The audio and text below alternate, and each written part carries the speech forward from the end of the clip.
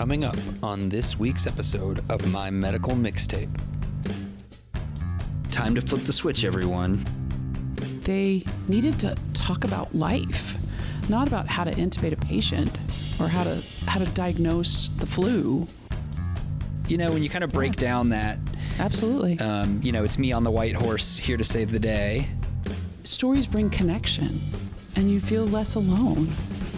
I love that we've gone from heavy metal to everything is awesome in the Lego movie. And I honestly began to feel like this is where I was put on the planet. So I thought, I can't not do this. Is it kind of like, God, just give me a sign? In order to do that, I had to bet the farm.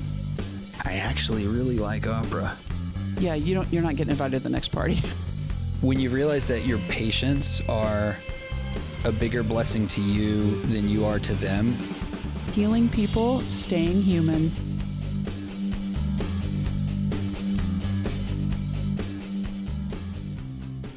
It was a rookie mistake. I should have known better. You never make time-sensitive plans that start right after an ER shift. It almost never works out. But you should really never ask someone to come in early to relieve you so that you can get to an event on time. That really never works out. We ER folk are a superstitious lot, and time-sensitive plans are a great jinx heading into your shift. And they add so much to your stress level on shift as patients keep coming in. I was no rookie, but on this particular Saturday, I had sure enough asked a colleague to come start his night shift early so I could leave at 6 p.m. An ER nurse friend of mine was performing in an opera that night, The Marriage of Figaro, and my wife and I were going to see it. I always try to support a friend performing, but also, much to my wife and kids' endless amusement, I actually really like opera. It was a double win.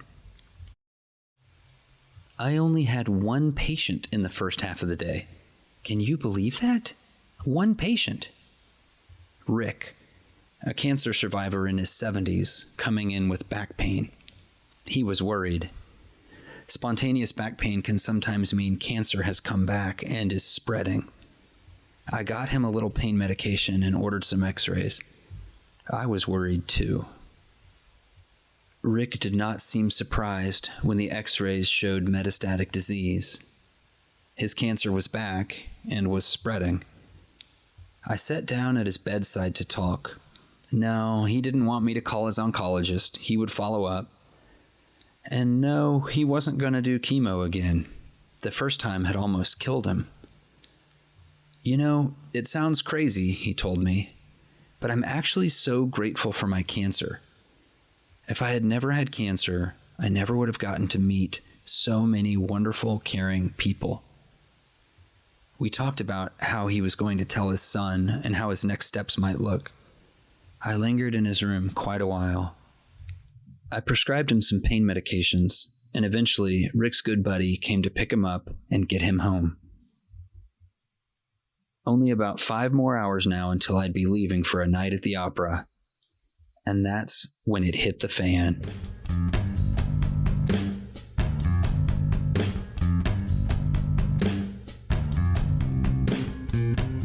My name is Tyler, and this is My Medical Mixtape, a podcast where we talk about music and medicine, grief and joy, life and death, and whatever else happens to come up in between.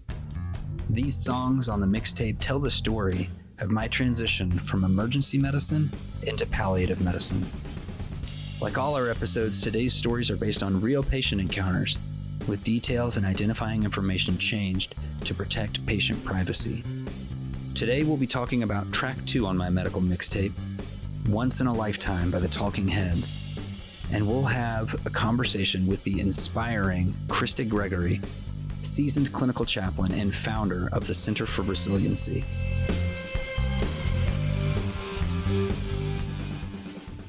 So there I was, halfway through my shift, thinking about this amazing man, Rick, I'd gotten to meet. And seemingly out of nowhere, the paramedics brought us an elderly patient with really bad heart disease who could barely breathe. He was sitting up, his forehead dripping sweat. He was gray. He was leaning forward on his arms, tripoding, as we call it, noisily gasping for every bit of oxygen he could suck out of his oxygen mask. Okay, time to flip the switch, everyone. We're going from hand-holding mode to life-saving mode. Let's do it. Cycle that blood pressure. Let's get him onto BiPAP, the pressurized breathing mask, and put some white nitro paste on his chest to bring that blood pressure down. Let's get a nitro drip primed and an EKG. Get the crash cart and be ready to sedate him and put in a breathing tube if we can't turn this thing around. He's still struggling to breathe? Let's go up on that BiPAP pressure. This patient was sick as stink, but this is what we do in the ER. The two nurses and I could handle this. We relished this. Not 5 minutes later, the paramedics brought us another one. Okay, that was quick. One nurse stayed with patient 1, and the other nurse and I greeted patient number 2.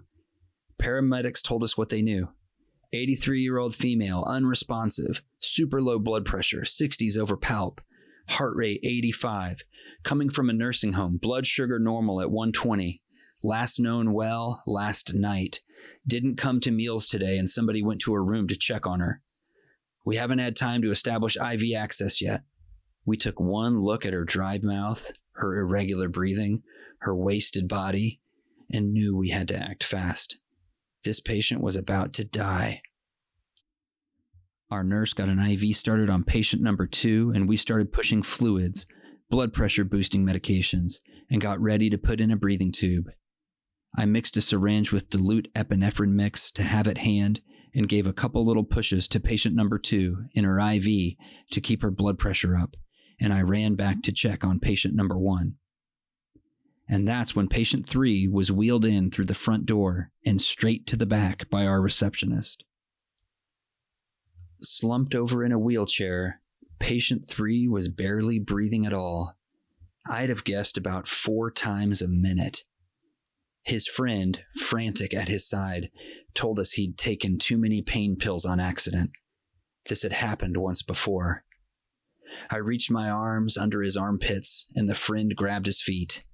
We hoisted the dead weight of his body and plopped him all crooked on the stretcher, nearly dislodging the mattress and barely getting his big body on the bed. "Gonna need some Narcan in here, guys," I hollered to my 2 nurses who were busy saving other lives. Narcan, or naloxone, is a lifesaver that immediately reverses an opioid overdose. But you gotta give it quick before the opioids slow the breathing down enough to kill the patient.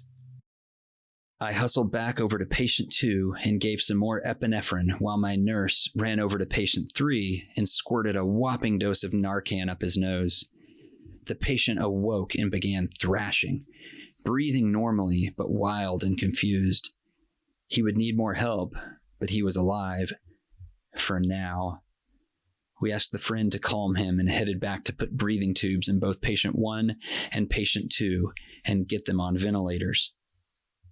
Sound chaotic? It was. At this point, we had asked the hospital to send whatever nurses they could spare from upstairs. And good thing, too, because just then another ambulance arrived. This patient was a man in his 70s, sitting up and awake. Maybe he wasn't so sick? But as the paramedics moved him over to the ER bed, I saw his heart rate on the monitor drop from 50 to 40 to 30 to 20. His eyes rolled back in his head, and he passed out. And then the paramedics turned the defibrillator back on. The electrical pads stuck to his chest started firing, telling his heart to pump faster. The patient woke up, and his heart started beating again. Each shock to his heart caused a painful jerk to all the muscles in his chest and his body, and he cried out in pain at 100 beats a minute. This day was only getting crazier. Track 2 on my medical mixtape is Once in a Lifetime by the Talking Heads.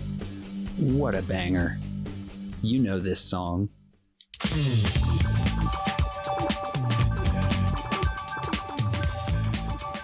This song is everywhere still on classic rock radio, 80s radio, Bob FM radio, movies, TV shows.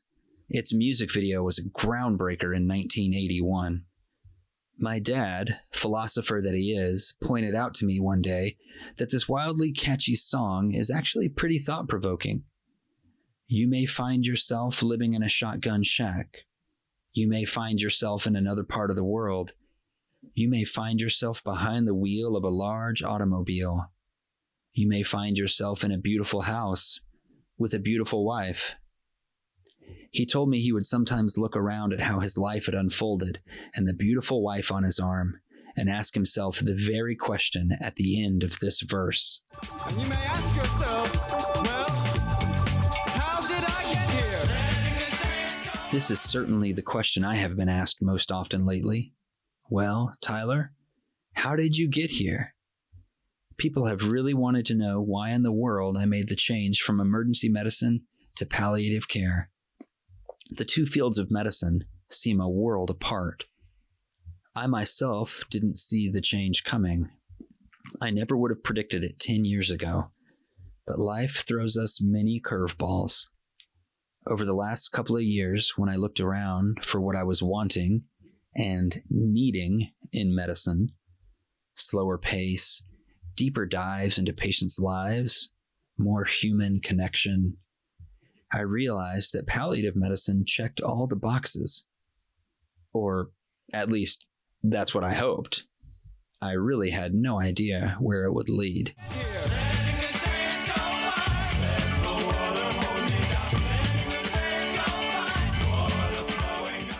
In a way, that crazy Saturday I just described helped make it clear for me. It provided the clarity I needed. It was a gift. God gives us these visions sometimes. The first half of my day had essentially been palliative care, helping a patient deal with bad news and figuring out what to do next, helping a cancer patient with pain, taking time with a patient. The second half of my day had been classic ER life. As I sat in the balcony next to my wife at the opera that night, so wound up still from my crazy ER day, my heart still racing. And let me tell you, high-pitched Italian opera doesn't exactly settle the nerves. I thought about all the crazy cases that had come in, one after the other, and how I felt we'd done some really good work and had a few great saves.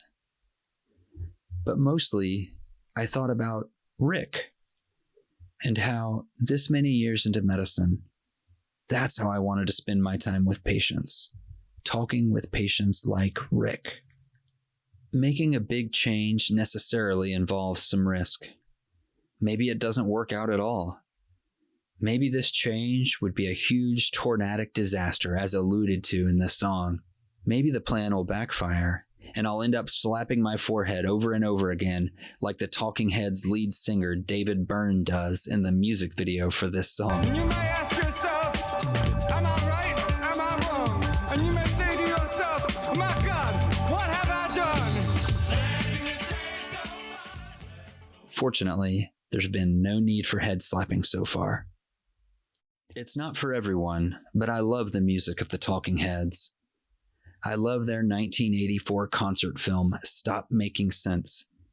It's still mind-blowing after all these years. It's amazing to me that the music of a band that on the surface seems so silly is actually quite profound. Shout out podcasters Yossi Salek and Rob Harvilla for their commentary on this film. They point out in an episode of Bandsplain how the film plots a character's progression. A musical and visual progression, yes, but also a psychological and social progression. The film starts with David Byrne alone on a stage with a guitar singing Psycho Killer, a lonely song, a loner's song. Then with each subsequent song in the concert, another band member comes on stage. Then a whole bunch of extra musicians keep coming too. And the complexity and joy and energy of the music crescendos. And soon it's just a carnival up there on stage, just a bonanza of music. A few months into my palliative medicine training, when my wife and kids had gone to bed, I was sitting in a comfy armchair in our house, sipping a small pour of bourbon. The room was dimly lit and quite still for a change. The record player crackled and popped quietly while it spun the Talking Heads album, Speaking in Tongues. I started to think about this year of transition and the strange new work I get to do helping patients at the end of their lives. The song, This Must Be the Place, flowed from the speakers of our record player. A wacky and amazing song. It's a song about searching for home, searching for belonging, and then realizing you have found it. It's particularly powerful when the band performs this song in the film Stop Making Sense. This song is a break. It's a respite, a deep breath, a pause in the chaos and high energy of the concert. It comes as the 11th song and feels like the resolution the psycho killer on stage had been looking for all along. He had found his people. He had found his place. He had found his home. During the performance of this song in Stop Making Sense, David Byrne actually dances gracefully with a tall lamp atop a Persian rug. Believe it or not, the performance is actually quite moving. As I sat there that quiet evening, my heart felt very full. I was more at peace than I had been in a long time. The lyrics to the second verse, "Home is where I want to be, but I guess I'm already there," had never resonated so strongly. I knew I was where I wanted to be, where I needed to be. I was home. What a feeling. I'm still not sure where this highway goes to, but I know there's nothing quite like the profound silliness of this legendary 80s band to voice for us our existential crises. Same as it ever was. Same as it ever was.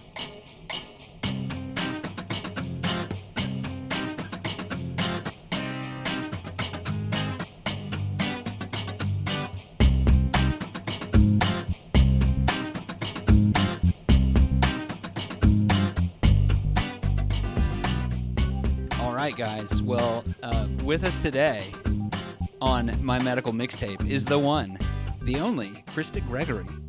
Krista, I am so excited you're here. And for those who don't know, Krista Gregory is a board-certified clinical chaplain. Okay, stop me if I get anything wrong. It's fine.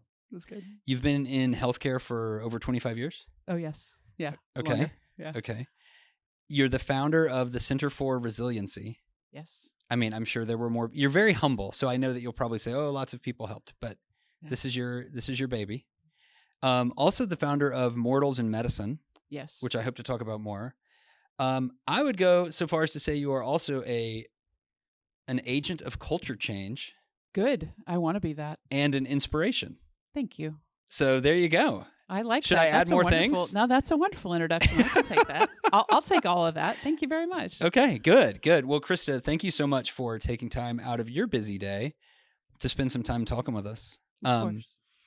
So as you know, we're talking about mixtapes here, right? And other things. But I'm guessing you grew up in the mixtape era. Oh, yeah. Oh, yeah. And you must have had some great mixtapes, just knowing you. Well, in thinking about that question, because you told me this was mixtape themed podcast, all my mixtapes were around relationships with boys. So I would either make one for them or they would make one for me. So all of them have been destroyed. None of them survived that era of my life. That's good. It's good. It's good to let go. But yeah, because you would have to grab a song off the radio. Wow, that's a long time ago. Did you ever do that? Like record directly? Oh, yes. They were like, coming up next. And you're like, quick, hit record. Yes. Oh, yeah. Because we didn't have, I had a record player and I don't know, we had CD, we had tape players But yeah, because it's the only way to hear your song again. Yeah, and you couldn't just, pay 99 cents or have a streaming No, service no. and get like No, if you caught that song, Yeah. it was magic. This is so It was random, magic. but Yeah. this week I was jogging and I listened to the song Silent Lucidity by Queensryche, which you're going to be like, what is that? Whoa. Yeah, I am. But this was that kind of song where when you heard it on the radio, you were like, quick, hit record. Because I was never going to go out and buy a Queensryche. Well, sometimes I didn't like tape or the whole CD. album. Right. Like, I don't want the whole album because I only like that song.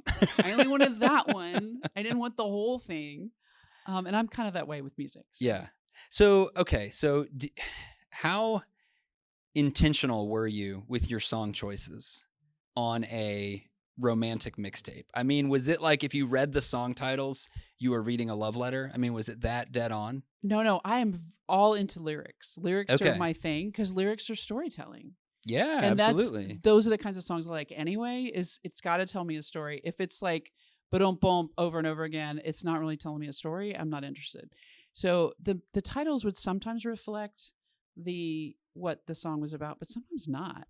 So you wouldn't necessarily know by what I'd written on the outside of the cassette tape, the little white piece of Right. paper that you would fold. Oh, to that stick was the back in the best. Yeah. plastic thing. Yeah, you wouldn't always know that because it's all about the lyrics. It's about the lyrics. And was it about the sequence as well? Like, did you put thought into Oh, that? I'm Like- not that detailed. Just like, good song. I like this Good one. song, This is making done. it. Yeah, Okay. it made it. Okay. That's it. That might be a chromosomal difference. I think so. Mhm. Because I assure you, the sequence was like a big bet. thought, I bet. Yeah, not mine. Well, that's good of you. I'm glad you don't have an old shoebox full of, No.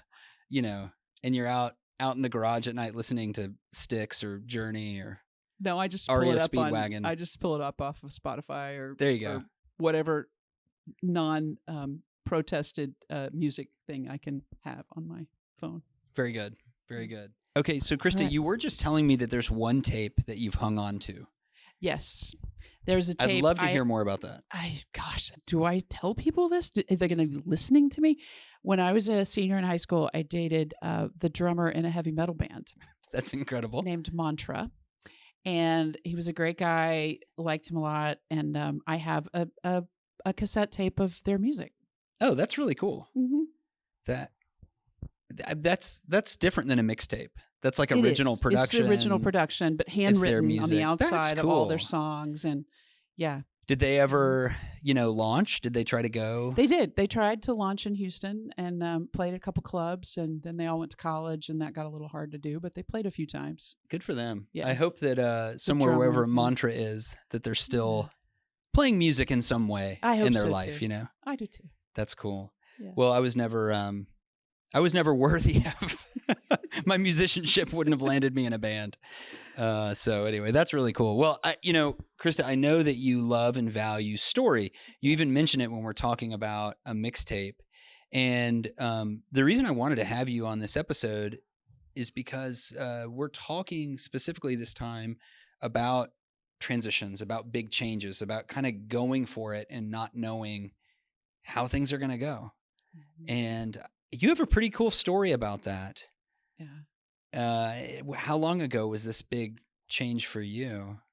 A little over 8 years ago. It was actually it's probably 10 years ago when it started. Yeah, it was. Oh, wow. It was 2014. I was working at the bedside as a chaplain, and the program director of the pediatric residency program said it was January, and she was like, Krista, I don't know what's wrong with these students. They just are like riotous. They just have feelings and stuff, and I don't know what to do with that. Can you just like get with them and like fix it and make them stop? So the pediatric residents had feelings and were kind of struggling. Yeah. And the program director said, like, Krista, make it Make better. it stop. So I met with them. It was a second year class. And to this day, they have a reputation of being that class. But I met with them. And what it was they were just articulate about what they were experiencing in life. I mean, they were one of the most amazing group of people I've ever been with. And as we spent time together, that first lunch time, we met at lunch, it was story. They just began telling stories about what they were experiencing and how they were trying to reconcile that with how they understood the world. and how they understood themselves and medicine, and how are you supposed to date and work 80 hours a week, and how are you supposed to like have a baby and take care of all the babies that had genetic anomalies and not think your kid would have it, all the things. And they were in the middle of incredible transition. And after we finished that hour, they said, can we do this again? I was like, sure. Okay. We ended up meeting at lunch once a week till they graduated a year and a half later. And what I realized in that experience was that they needed to talk about life, not about how to intubate a patient or how to diagnose the flu. They needed to talk about how to do life. And it birthed in me a desire to change how we do medicine so that we would talk about the things that were really happening to us. That's incredible. Thank you. Yeah, that's so cool. And it was just kind of a one-off, hey, Krista, can you help? And then you saw, though, that there was something very real, an unmet need. Yes. And even a culture change, really, ultimately. Well, I'd always felt like, I've been in healthcare since I was in my 20s, and I'd always felt like if the staff weren't happy, ain't nobody going to be happy. Like, the staff were, if the staff and the physicians and the bedside folks or whoever was a part of the patients' lives, if they were struggling, then it would just be reflected in the patients and they would be unhappy. So I always knew that the magic was there. And so that had always been I always looked through that lens. But it wasn't until I was with these residents that I began seeing in and thinking, you're right. Like, man, our culture is like a mess. We validate for each other really unhealthy behavior. What is wrong with us? Like, we can change that. Like, we may not be able to change the politics of medicine sometimes, or we may not be able to change some of the larger decisions that get made, at least not tomorrow, but we can change how we treat each other. And what would that look like if we did? And so that birthed the idea of starting a center where we could study that and figure out what would that look like. And in order to do that, I had to bet the farm. And it wasn't the first time I've done that in my life, but I had to bet the farm, as the saying goes. Like, I had to risk my career and leave it and try and see if it would work. Put all the chips into the middle of the table. So you have this seed of an idea that resonates, that just seems to matter, seems to make sense, but you're talking about leaving a known thing, which is being a clinical chaplain, which you've done forever and you're very good at, and inventing something, starting this new thing, reinventing how you work and how you're going to interact with the healthcare community. And I imagine people probably looked at you like you were crazy at times. I don't know. Most people knew me really well were like, not surprised. They already knew you were crazy? They already knew I was crazy, and that I fight for justice and I like change, and I do. I like change in a weird, twisted way. But and if I get an idea in my head, it began to grow. It was like a spark that grew into a roaring fire, and I couldn't run away from it. And I thought at first it was just my idea. I was like, maybe this isn't really that important to other people. And one day I was meeting with the residents in the room, kind of like we're sitting today, Tyler, and an experienced attending physician who's been doing this work about 25 years walked in and says, "What are you doing?" And we told him, and he was like, "Well, why don't you do that for us?" I was like, "You're kidding. You've been in healthcare for 30 years. Like, what, are you serious?" And he was like, the boss doctors, the attendings wanted you to he's like, create this space for them too. And then so I found him later and I was like, "Were you serious?" And he was like, 100%. Wow. So the next thing I knew, he and about 4 other, all men actually, went to the CEO of the hospital. All physicians, all leaders in the physician world in our community went to our CEO and said, "We want Krista to do this for us. Can you make that happen?" And I couldn't do it in the job that I had. Was slowly getting close to losing that position because I was doing so much of this. You were doing this other stuff that I loved. Yeah. Your passion project. So, I won the lottery. A philanthropist showed up on the scene, paid us to get started, paid my salary, and I left my role, and we literally made this up. There were places around the country doing things and exploring burnout and all the hot words that we use these days.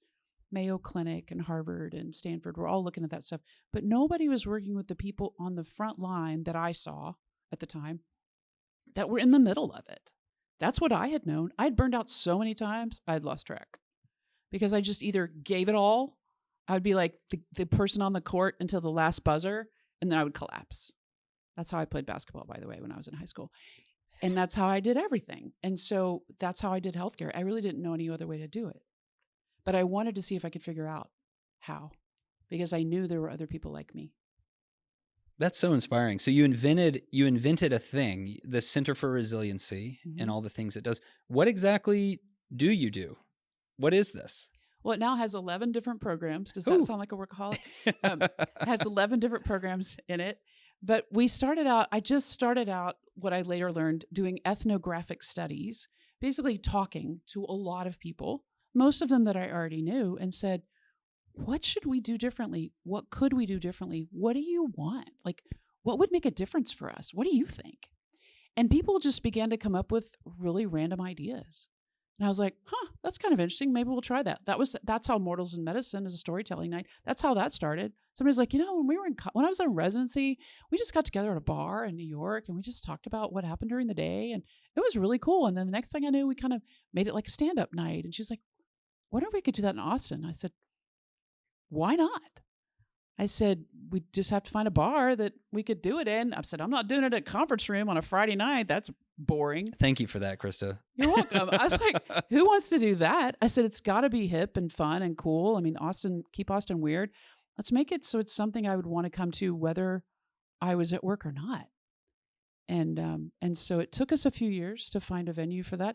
But that's how the center has been created. People had ideas, different ideas. Everything we do in those 11 things was somebody's idea.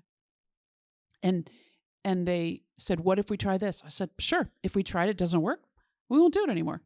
So it's a very grassroots, ground up. Absolutely. Meeting Absolutely. with, it's less ivory tower, big idea. It's more boots on the ground. Let's figure out something that works. Absolutely. And give it a try. that had to do, that's kind of the way I think too, but I will say it comes from the inspiration of the CEO that sponsored it in the very beginning. Because he said, don't give me a 50-page business plan. I don't want you to figure out the ending of the story. Back to story. I want you to live it. I want you to live it organically and let it morph and change with the community, because the community is the one that needs it.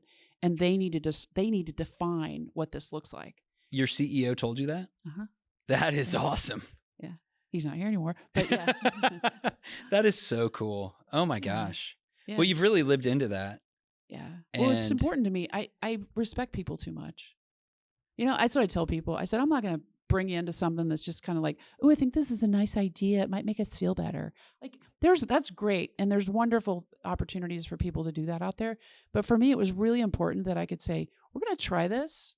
And if it works, great. If it doesn't, we're not doing it anymore. Like, I have too much respect for your time and your vulnerability and all of that. Like, as a person, I want to make sure that what we do together matters, or we're not going to do it.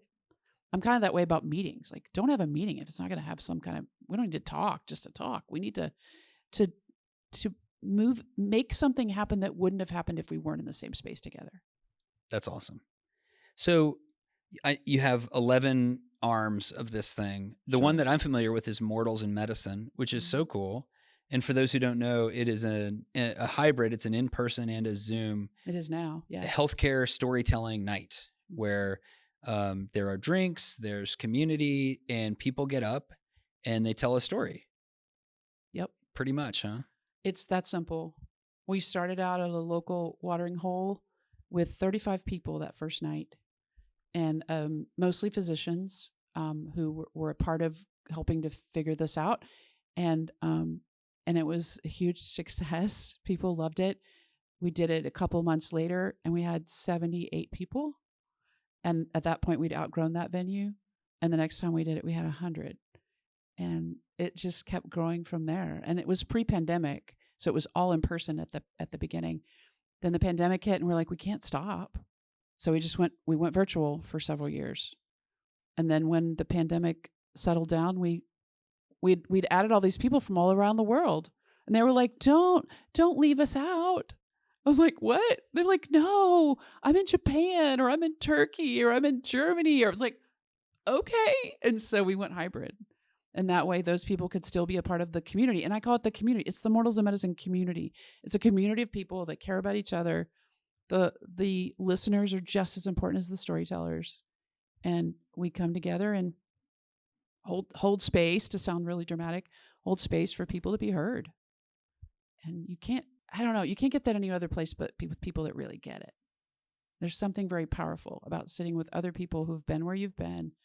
And when you say what's important to you, they're like, yeah. And you can see it on them, right? You've been a storyteller at that event, Tyler, 3 times?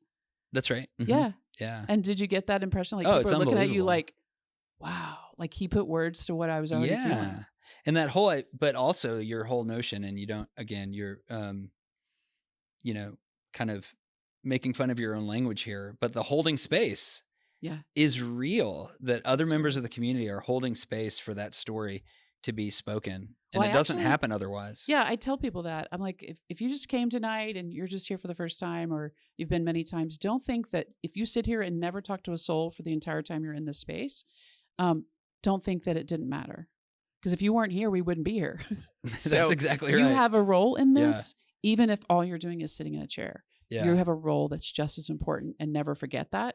And so then people in the chairs are like, okay, well, how about that? I mean, it's kind of like empowers them to feel connected, like they're doing something good in the world also, just by being there. Well, it's kind of like the when you realize that your patients are a bigger blessing to you than you are to them. It's kind of the same thing in a sense, where like sort of the traditional protagonist in this story would be the person with the microphone, but really it's this community of people gathering because people in healthcare are hurting and people need each other, and we all hurt, we all get broken, we all get burnt out. And so it's really kind of everybody's the protagonist, when you kind of break down that. Absolutely. It's me on the white horse here to save the day. No, not really. It's not. We're all in this thing together. We are. And so we really try to create an environment, a space where that just feels normalized. And the stories come from all over the place. And we've had people tell very personal stories about their own lives that have nothing to do with medicine, but have to do with them. And they happen to be in medicine. We've had people tell funny stories. We had a nurse tell a story about winning the nurse lottery during COVID. I was there for that. It was awesome. Yeah. And yeah, people were like, it was so what? Great. That's cool. And then we have people tell stories about abuse and about prejudice against them. We've had a lot of stories that involve suicide. So many that I have learned to give a caveat before the storyteller starts, to say, hey, anybody in the room or in the space at home that's about to hear the next story, just know that suicide will be coming up. And if you need to leave, feel free. We got you. Wow. But it surprises me, not anymore, I guess, but how many people have stories that relate to suicide, either of their own desire or of someone in their lives that they cared about. Wow. And these are powerful people. I mean, everybody's powerful, but people that had not ever told anybody in their lives this kind of thing. They appear to the world all put together, and then they get up at Mortals and tell you this kind of stuff. And you're like, what? So what do you think it is about modeling that level of vulnerability in front of a group that is transformative and powerful and bears repeating and, continuing in other spaces? We, as humans, walk around in our little silos of our humanity, and stories bring connection, and you feel less alone. If someone knows your story and looks you in the eye and has heard it and doesn't run out of the room screaming, there's something about that empowers you to realize that you're not a weirdo, that what happened to you may be different from something they've known, but they were able to hear it and still relate to you. And that sense of connection is very healing. That's the word that comes up more than anything from the storytellers after the night. They will either text me or email me the next day and say, Krista, I didn't realize how much I needed to tell that story because I have been healed, or I am now healing in ways I didn't even know I needed to heal just because I told that story. And that has been, I've got chills on my arms thinking about that, because that's what's been so remarkable to me, is how much the storytellers have found themselves changed, and in unexpected ways. There's a storyteller, she may listen to this, but if she does, she knows I have talked about her before, but she told the story about her struggles going through med school and residency, and the fact that she chose to go to a medical school that was overseas. It wasn't in the United States. And how, because she had a foreign medical degree, she always felt less than, like she wasn't a good enough doctor, and that people would always, always judge her for not being smart enough to have gone to a United States med school. So she shared this at Mortals of Medicine, and the whole world went, "What? Are you kidding? Like, we don't care. You're an amazing physician. What is that about? Like, are you kidding me?" She said, "I thought that I was over that." And so I was just sharing the story, like, big deal. She said, "I realized that night that I wasn't, but now I was, because people embraced me and really showed me people I didn't even know and people I knew, and said, that doesn't matter to us. It never has." And she said, I began to heal. So that happens more than I would have expected. That's so cool. Yeah. Well, I can testify, as they might say in your Chaplain's world. Yep. Chaplain background. Testify. I can testify that telling those stories is transformative, and I think it's what kept me in medicine and helped me find a new path in medicine, because I was at a point where it just kind of, it kind of all hurt too much, or it was just too much. And I think for years I had kept up a pretty, kind of a stiff upper lip, like, keep powering ahead kind of mentality, because that's what we do. That's what we do. And Again, why do we do that? And some of that is important. It like is, of course. If you're the only doctor in a hospital in the middle of the night, I and want the to patients believe keep that coming, you know what you're doing. Right. You got to be able to just deal with it. But with each other, we shouldn't have to fake it. That's right. We shouldn't have to. You have to be able to be human. I love your tagline under the Center for Resiliency. Can you say it? Yes. The tagline is healing people, staying human. It's awesome. I came up with it on a hike in Big Bend National Park. That's fantastic. Yep. Do you get a lot of your good ideas on a jog or on a hike? Or Yep. I do, in nature. Yeah, that's awesome. Stuff comes to me, and then I think, that sounds really cool. And then I'm like, does it? To anybody else? I remember coming back from that hike, and I asked my friends, I was like, this seems really awesome, but maybe it's not. So I usually have to check it out with somebody else, because I never know. Well, I think it's pretty awesome. Yeah. For what it's worth. Because we are healing people, and we got to stay human. That's what provides the connection we have with the people that we heal. And we're also healing ourselves. Yeah, it's a shared humanity, and It you're stepping into their story, and they're stepping into yours, and and we're stepping into each other's. Yeah, I mean, we are all in this together. we're all in it. Yeah, I know you're really big into movies, and you had asked me a question a while back, like, did I have a movie that exemplified what I thought about resiliency? And I was like, no, because I like stories and stuff, but I couldn't think of one. But I thought of one. I did finally think of one, and it's kind of corny, but I work in a pediatric hospital, so it's the Lego Movie. Oh, I love the Lego movie. The Lego Movie has the song in it. Everything is awesome. Everything is cool when you're part of a team. Yeah. And you're living out your dream. And I am living out my dream. And everything is awesome as long as I'm with a team, because there's so many things that make it's just so much more fun and enriching and complicated. And I don't know, it's like you add all the colors get thrown on the canvas when you get with a team of people, and you come up with something completely different than anybody ever thought. That's what's so beautiful about medicine. And we can be creative with our patients. We can be creative with each other. We can find solutions to answers to questions that nobody ever could find, because we're in it together and putting all of our different experiences together. And that's what we've tried to do with the center. That's beautifully said. And I love that we've gone from heavy metal to everything is awesome in the Lego movie. The Lego movie. Because, hey, absolutely. It's a banger. It is. I remember driving one of my sons and a number of his friends to a bowling alley for a birthday party many years ago. and some kid, like the car was quiet for a minute, and some kid in the very back seat was just going, "Everything is awesome," because it was just in the air. Everything is awesome. There was When a you say it. Yeah, there was great. a never time you weren't hearing it, but that's awesome. Yeah.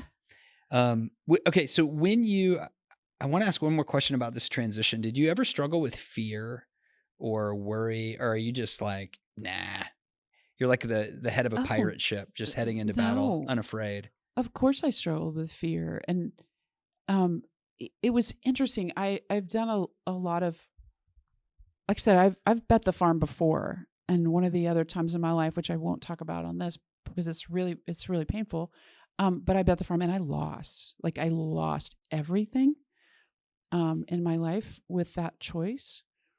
And so here I was doing it again. And I was like, am I crazy? And so I just kept kind of checking it out with people around me. Like I said, the physician that walked in and goes, "No, I need this too." I was like, "Really? Are you sure?" And then as I started doing it, everything fell into place. Like people always would talk about that, but that had never happened in my life. But like things were like the money showed up and the venue came about, or things fell into place. And every time that happened, it reassured me that I was taking the next step. Is it kind of like, God, just give me a sign? Then you just kept getting them. It's like, hey. It did. And yeah. I can't really explain it any other way than that. And that was what allowed me to keep taking the next step. That's so cool. Because I figured I had funding I knew for 5 years from this one man outside of town. And that was it. So I figured in 5 years, I already looked at the date on this calendar. I knew that in 5 years, I was going to be looking for a job because I was like, if this doesn't work, 5 years later, I'm going to need to do something. But I thought, why not? Yeah. This is important to me. And I honestly began to feel like this is why I was put on the planet. So I thought, I can't not do this. A double negative, my mother would be very upset. But I think when you have that feeling of like, no, this is why I'm here. This is why I'm going to do this. I don't know how the details are going to work out. I'm not sure, but this is what I'm here for. That's a powerful feeling. Mm-hmm. Yeah. And it was what has gotten us through some hard days. Yeah. Yeah. Because there are days when I think, what the heck am I doing? The hospital administrators as a whole, our hospital administrators here at my facility are fantastic, but as a whole, don't get it. I don't think they can, because it would reveal their own vulnerability. But healthcare is struggling to come to terms with what it means to create a culture, maintain a culture, sustain a culture that is much more authentic. And that does have some cost to it, but it has cost on the other side too. Absolutely. And there are days when I get very worried that it's all going to fall apart. But I know that the individuals that have been a part of what we've done so far, their lives have been changed. And to me, that's all that matters. Okay, so I have a question for you that I'm asking everybody. Okay. Yours is unique because you've been a chaplain at a children's hospital. I was in an adult hospital before this, so. And that has a lot of tragedies too. But I think like the children's thing is really tough. And so I know that you've, by necessity, dealt with a lot of really tragic situations over the years. So how do you stay whole? It's not the first time I've been asked that question, because of course, if you tell someone you work as a chaplain at a children's hospital and do kid death, they kind of go, yeah, you're not getting invited to the next party because we don't want to talk to you. Yeah, people liked me a lot more when I told ER stories. Yeah, I'm sure they did.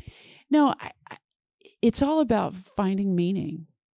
Whatever the situation can be, whether it seems tragic on the surface or not to other people, depending on, it's all about finding the meaning in it.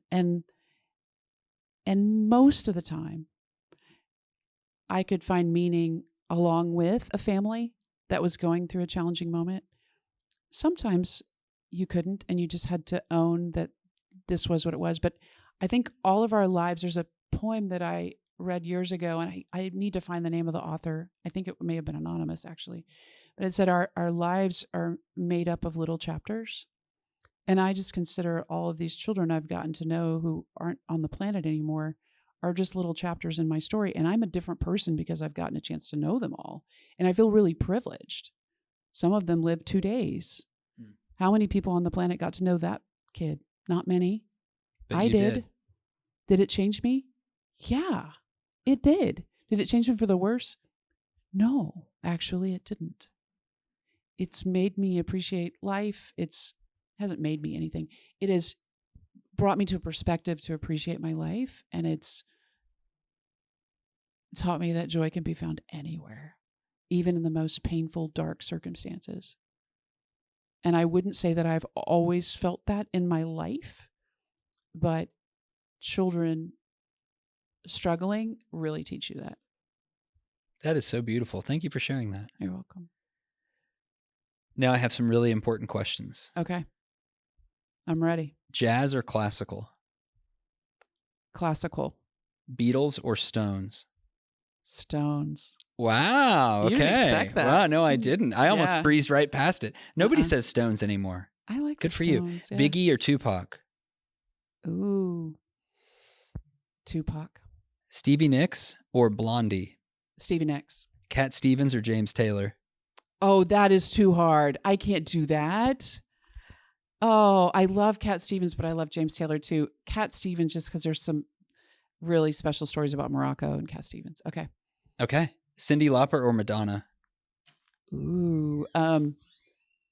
I probably Madonna. Beyonce or Taylor Swift?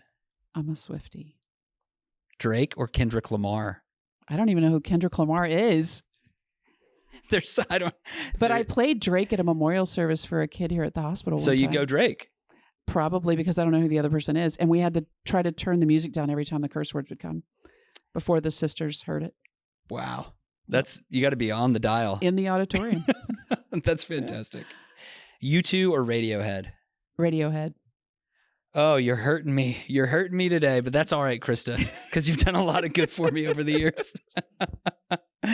Oh my goodness. That's beautiful. Well, okay. My very last question. If your story right now were being told through songs on a mixtape, what songs? Name a few that might be on there, and then we'll let you go. I kind of put together a sort of list. Oh, sweet. Because there's songs about resiliency, because they've been things that have been important to me. One is called, there's one that's out right now by Sarah Bareilles and John Legend called A Safe Place to Land. And I've asked for someone to sing it at a future Mortals of Medicine. Oh, wow. So there are a couple of musicians that are also in healthcare that may play it together. That's awesome. Talks about just needing a safe place to land. And it talks about a boat and finding a safe place to land. And sometimes that's what we need. Christina Perry song Human. Oh, yeah. Talks about I need to check it out. Being a real human. I love anything that's folk stories. Like these are some of the ones that stay with me. Leona Lewis, I've Got You. Yeah, those are just a few. And then, but like overall, anything by David Wilcox and the Indigo Girls, I'm all in that stuff. Oh, nice. Yeah. Nice. Krista Gregory, you are a legend. You're an inspiration. You are such a gift. You've been a gift to me our too, Tyler. community. And thank you so much for spending time with us today. You're very welcome. Thank you for the time. Okay. Bye-bye. Bye-bye.